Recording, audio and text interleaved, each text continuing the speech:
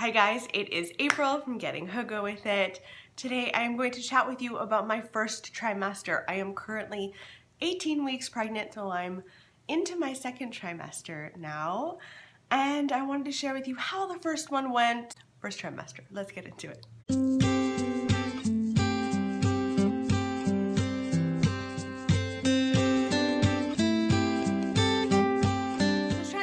Like how I wanted to break this kind of video down, and I thought that I could start with my symptoms because I feel like most people ask me about my symptoms, so I thought I'd start with that.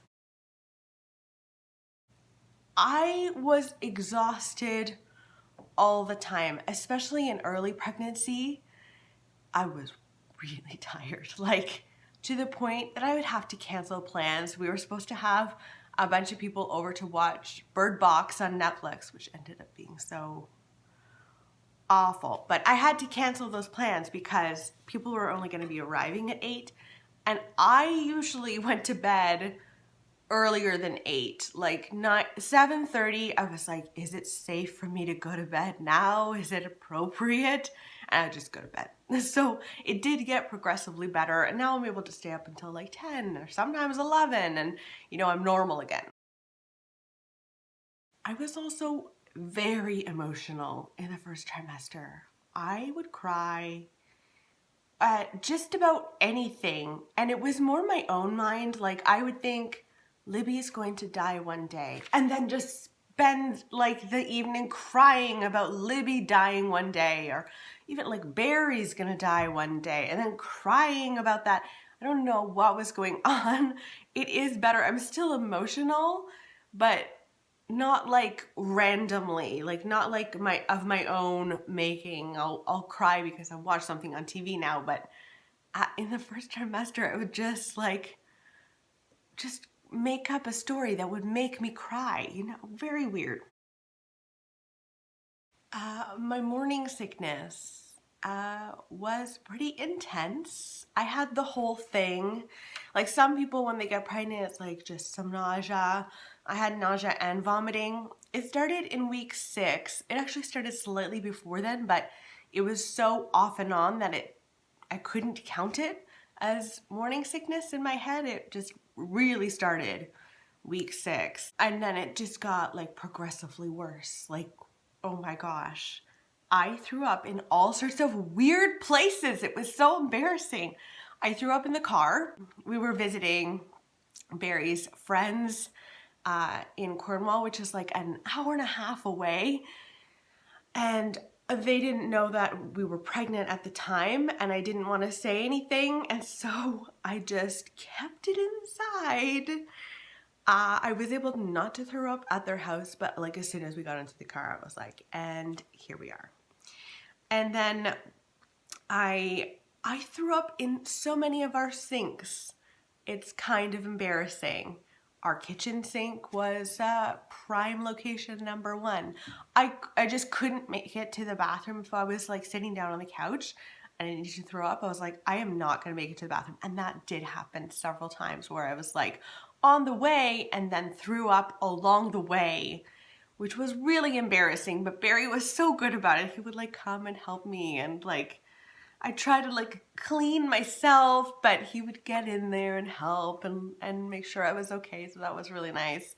And then I threw up in my office once, like not my office building, but my office, into the garbage can. That was also humiliating because at that point I was further along. I think I was 11 weeks, but I still hadn't told people at work yet. Well, not everyone at work. I told some people, but that was really embarrassing, just uncomfortable. And it was like, it could be anything that would throw me off and make me feel super nauseous. Just opening the fridge was horrendous for me. I don't know what it was about that fridge, but I felt sick every single time I'd open it. And like at one point I was like, okay, there must be something off in the fridge. And so I went through everything, checked the expiry dates and stuff, and threw out stuff. No, it was nothing in the fridge. It was just the smell of the fridge. And then also the smell of Libby's wet food. Like I give her this combination of dry food and wet food, and her wet food would make me throw up. So that was pleasant. I talked a lot about puke right there. Okay, cravings, something a little nicer. My cravings started with raisin bread and peanut butter. That was basically the only thing I was able to eat for the first little while when I started to feel sick. So like I would say like between weeks 6 and 8, I pretty much only ate raisin bread and peanut butter. And then I felt like eating apples. I really love Honeycrisp apples. Those are so good. So I would eat a lot of apples. And then it became avocados. Oh my gosh, I had so many avocados. I'd make a guacamole for myself, and that was like every meal had avocados in it. That was like week 8 or 9, I think. And then it switched to milk. Now, this is kind of weird for me because I don't mind having milk in things, like even in cereal, that's okay, but I would be like, I need a glass of milk. And I haven't done that since I was a kid. And that to me was a bit strange. In terms of aversions, I really didn't like sparkling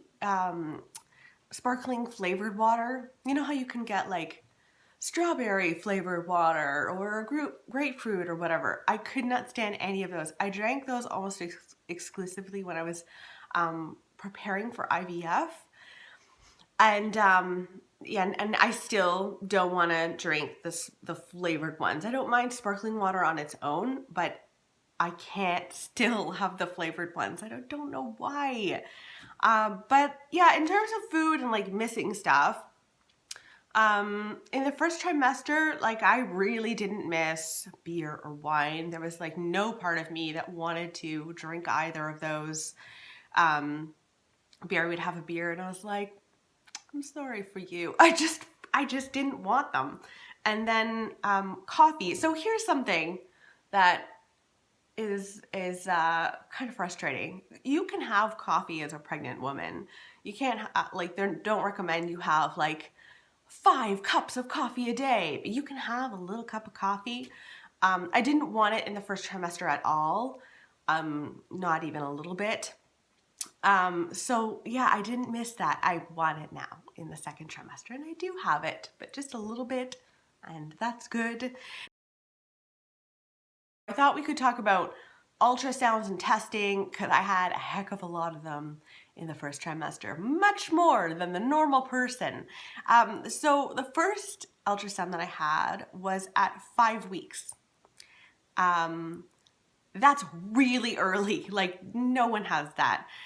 And they had me come in for an ultrasound at the fertility clinic because they said that my HCG levels were like through the roof. I called to ask, how the blood test went. And they said, your HCG levels are extremely high. And I thought that was a good thing at the beginning. And then afterwards I started to like kind of freak out. Like, what do you mean that they're extremely high? And they said, well, we want you in early because, it might be twins. So they thought that they put one embryo in and it split and became twins. They thought that might be a possibility. So I went in and they were looking for 2 sacs, but there was only one. That was a really stressful ultrasound because our technician, all she said was, there is 1 sac, I can't see an embryo inside. And so I thought we didn't have a baby. And then we waited like 45 minutes to see the nurse. And the nurse was like, no, you shouldn't be able to see a baby at this point. But the technician didn't say that. And she was not so great, my least favorite technician throughout the IVF process. Anyway, I was like, please don't let it be her for this ultrasound. And there she was. But what are you going to do? What are you going to do? So that was the first one, super early. And then I had a second one at 7 weeks, 5 days, also at the fertility clinic. Everything was looking perfect. The baby was measuring really well. The heart rate was 159, which is awesome. So that was like a big sigh of relief. And at that point, the fertility clinic was like, okay, you're good. Like, we don't need to see you anymore, and send us a picture when the baby is born. So that was really nice. But at 9 weeks, and I haven't talked about this yet, 9 weeks, I started bleeding and I was terrified. It was brown blood, but there was also a blood clot. And I literally just screamed. I've never reacted that irrationally. But I was so terrified. I thought I was having a miscarriage, and I just kept saying, I can't believe this is happening again. And it was 9 weeks, and our first baby died at like 9 weeks, 4 days. We didn't know until we went in for a 12-week ultrasound. It was a miscarriage for that. And I just thought, I'm having a normal miscarriage and this is horrendous. So we like raced to the ER, and it turned out to be a subchorionic hematoma, which is like a pocket of blood in the uterus. It wasn't near the baby, so that was really good. And it was small. The subchorionic hematoma was measuring at 1.5 centimeters, which is small. Some of them can be quite large, and those are a bit more dangerous. This was also dangerous. They said you have an increased chance of miscarriage because of this. So you just have to go home and rest. So I went on bed rest for a week. After that, I wasn't at work. I was literally just lying on my couch. I'm really glad that I did that, because I was taking care of myself and trying to take care of the baby. And, you know, I'm sure a lot of people have done that with a subchorionic hematoma and it didn't end well, but I was so lucky that it did. The other thing I need to mention, because we did IVF, I found out that you are more likely to get subchorionic hematomas when you do IVF than if you're like having a completely normal pregnancy. And I had no idea, but many of the people that I know who have done IVF have had subchorionic hematomas. Like whether it's a fresh cycle or a frozen transfer. So anyway, I just wanted to mention that because I didn't know that, and you know, we have another embryo, and now I'll be prepared that that could happen. But you know, the baby itself was doing well. It was measuring well. The heart rate was 171. So we were really reassured that the baby was doing well. And then I just did everything humanly possible to not move around a lot. I didn't pick anything up. I still am not really picking anything heavy up. I picked up Libby the other day. That was a terrible idea. So yeah, so that was an emergency ultrasound. And then I had another ultrasound, normal ultrasound at 10 weeks one day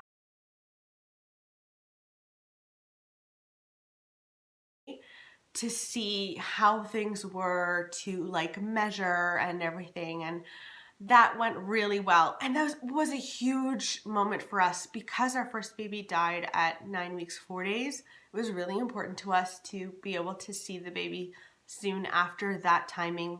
It's just something in my head that I really needed that for myself. And oh my God, it was the first ultrasound that I enjoyed myself. We went in, I was like, can we look at the heart rate right away? Like just look to see if there's a heartbeat. That's the first thing I always ask when I go in for ultrasounds. And they were like, yes, it's right here. You can see it fluttering around. And the baby was moving around. It was beautiful, beautiful, beautiful. The heart rate was wonderful at 157. And that was the first time I was like, oh, you can actually like ultrasounds. The subchorionic hematoma was there, but it was still small. And the technician was like, oh yeah, it's so small. Like this really shouldn't be a problem. And those subchorionic hematomas don't become a problem, well, when they're small like that.